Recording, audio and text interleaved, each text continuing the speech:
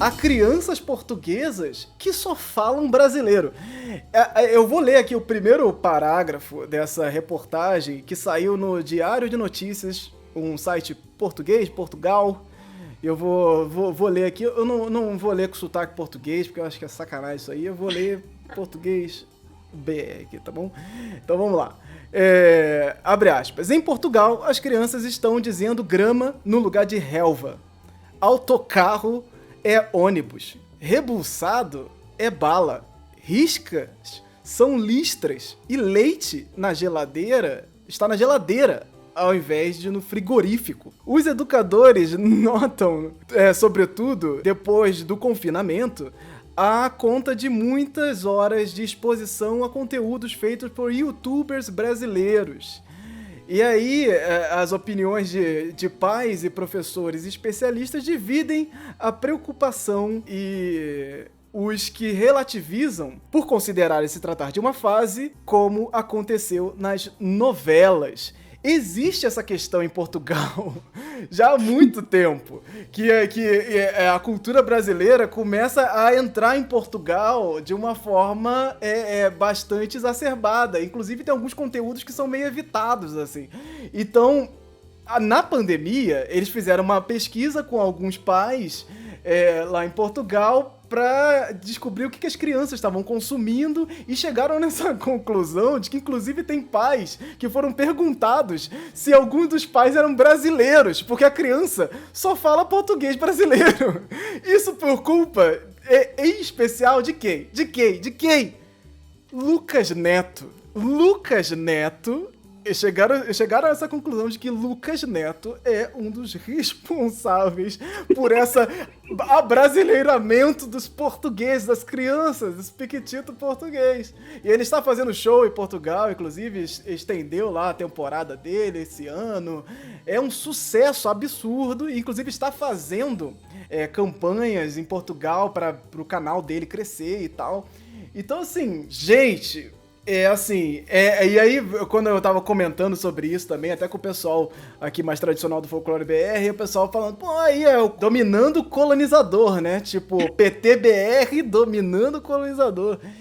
E aí, minha gente, é o fim do português Portugal? Porque isso é treta, hein? Só queria começar com como popular, né? Como resumir, né? Vou resumir pra vocês. Um dia é da caça, o outro dia é do caçador. Quem ia imaginar, gente, que aquela banheira de Nutella ia ser o maior agente decolonizador que a gente tem em 2021? Decolonialidade na veia. Caraca, aí, ó. Artigos surgindo aí, ó. Lucas Neto e a decolonização. Olha isso. Ó. Artigos nascendo aí, por favor. Eu tenho duas coisas pra isso. Como brasileira, eu acho maravilhoso. Eu acho fenomenal. Agora, se eu fosse a mãe de uma dessas crianças, eu ia mandar ela calar a boca toda hora. Porque se o meu marido fala mindset, eu já falo, para com essa merda. Se ele fala break, eu falo, é lanche. Para com isso. Então, como brasileira, eu acho maravilhoso. Mas se eu fosse mãe dessas crianças, comigo também, eu não ia querer. Eu ia falar, fale frigorífero, sei lá. Acho que é frigorífero. Não, é geladeira. Geladeira é frigorífico, gente. Frigorífico. Não, o do ônibus é o quê? Autocarro. Gente, que isso? É o telemóvel, né? Que é o celular. É o autocarro. É ótimo. Mas vamos combinar que relva é mais bonito que grama. Vou brincar Relva. aqui na relva, parece poema do Camões. Mas é por aí mesmo, né? Mas isso no dia a dia é muito estranho. Ai, não, vamos fazer um piquenique aqui na relva. Aí seja o piquenique. Mas é Toda isso. europeia. O português de Portugal já teve, na última revisão ortográfica, né? Um dos intuitos era tentar tornar as regras do português no mundo, tentar começar a unificar, né, as regras do português. Então fizeram uma mega reforma ortográfica para tentar trazer isso. Mas, gente, assim, eu não vejo... Assim, isso é uma coisa muito que vai acontecendo, né? Não tem como a gente ter esse controle de... Ainda mais quando a gente tá falando agora de internet, né? Quando as pessoas estão consumindo conteúdos a exaustão sem limite, né? As crianças estão lá. Se você não tá tomando conta, ela tá assistindo Lucas Neto. Isso, não é que seja ruim ou bom, não sei, mas elas estão assistindo o que elas quiserem assistir. Se você não tiver de olho, pensando, conversando, pô, então, não é assim a forma certa do português. Portugal é assim. Isso é um diálogo, isso é uma constância ali, né? E naturalmente, se você for deixando no automático, a produção de conteúdo, e aquilo que eu até não trouxe no Shang-Chi, mas a produção de conteúdo, ela manda em muitas coisas, assim.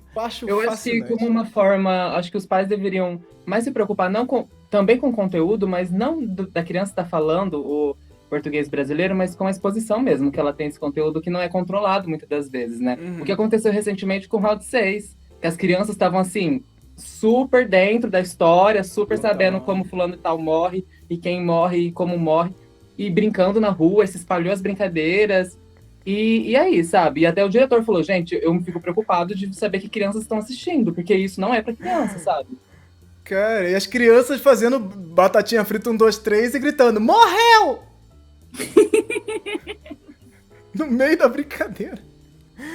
É isso. Mas eu fico pensando, gente, como é diferente a relação com os estrangeirismos, né? O quanto virou notícia de jornal em Portugal ter português brasileiro. Tipo assim, se surgisse alguma notícia aqui no Brasil falando assim, gente, tome cuidado com o brainstorm, sabe? Cuidado com falar inglês. A gente ia olhar e falar assim, mano, é brincadeira esse jornal, né? Deve ser artístico, uma performance, ser ativista. Porque é interessante esses lugares de poder mesmo, né? O quanto o europeu segura a cultura dele lá. Tipo, não, sai pra lá, sabe? Tipo, e a gente não segura a nossa, né? A gente é muito... A gente tem essa característica muito aberto pro mundo, né? A gente faz pizza de sushi, né, pessoal? Não é... não tranquilo, assim. Acho que é a relação do próprio colonizado, né? Com os outros lugares, assim, é diferente. E o quanto a gente é um paraíso mestiço, né? A gente ouve desde criança que a gente é o lugar de todos e essa mestiçagem mesmo, né? O país paraíso, a gente tem isso. E Portugal, a hora que é ameaçador, né?